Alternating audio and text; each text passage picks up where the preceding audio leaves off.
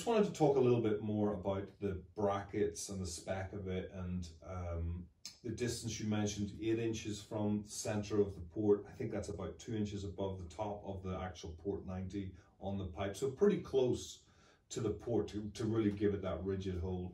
But maybe you could just explain the two band clamps that are on there.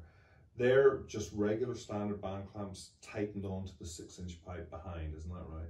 That's correct. So the ports, we've spent a lot of time and have gone through a variety of designs on these brackets.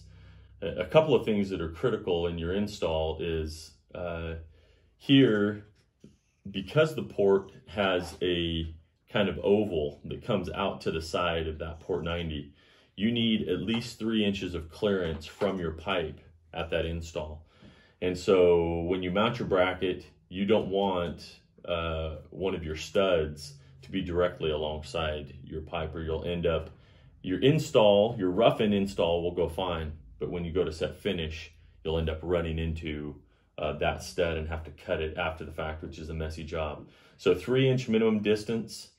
The clamps that are on this are meant to hold the pipe tightly in place, as well as to support the port 90. There's been a lot of work gone into making this a robust connection, making sure that it comes out to the front face of your sheetrock, and that at set finish, all you have to do is connect those 3 screws. So the recommendation from us at the factory is use one of these brackets for every port that you install, and it will ensure that setting finish is a quick, easy install with a good result. And actually, we've subsequently to launching this, we've made it part of our warranty stipulation, because it really is such a critical part of the whole installation. Now we're looking at a very nice, simple 8-inch wall stud frame mock-up there, but we do come across in different countries in the world just standard 4-inch concrete walls and 6-inch concrete walls, and different kind of away from the timber framed construction. That mounting bracket is specifically for timber framed, obviously. Can you speak to how, say, a 4-inch concrete wall, maybe in Germany or somewhere where it's kind of the standard construction method, how you would approach securing that port 90 and the pipe against those walls? Well, I'd add one more domestic problem that you have is when you get the port 90, if you put the universal bracket on, some of the walls in high-end homes they can vary. A standard sheetrock thickness is a 1/2 inch, right, but you might have wainscoting and a thicker sheetrock in some of these high-end homes. You might have some tiling. That front face might be 1.25 inches, 1.5 inches thick. Yeah. So in those situations, that's no problem.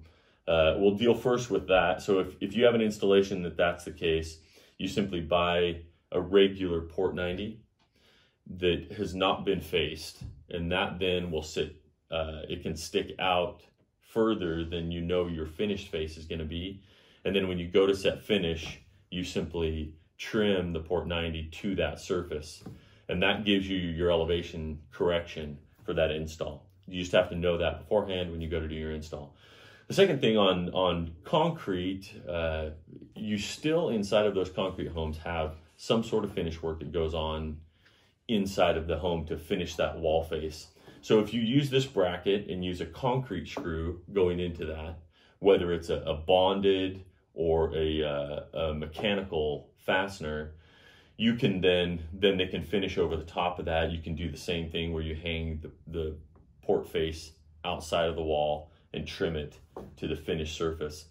So it's still a good option. Even in those cases, you do have to provide your cutouts, but that's part of that rough-in install in those cases anyways. The port 90, there's 2 types. There's the port 90 which we face, and that's for regular 1/2 inch sheetrock. When we ship out that custom port 90, the ring will be loose and it will need to be bonded in after you trim it. That's correct. The custom port 90 pack comes with a port 90 that is uncut, a tension ring, which then the installer will set either at finish, or he can do it when he's doing his rough in, and then an offset ring a spacer for when they face it that seats the tension ring deep enough in it that they can then bond that in place. So those are the two options. If you're doing one that's a custom install that you don't know where that face is going to be, you simply order that pack. The wave port has been designed and launched recently to a great acceptance from the market. In fact, it's the only port that we pretty much ship anymore. And it's because it's very low profile.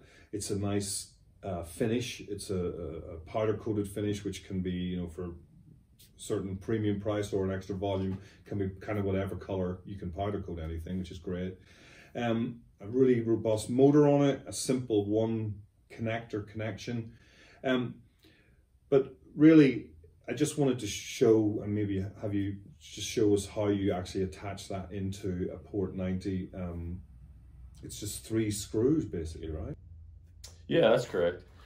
So the port install is once you go to set finish, you'll slide your port into place, which is essentially setting it in place, and then you'll open the door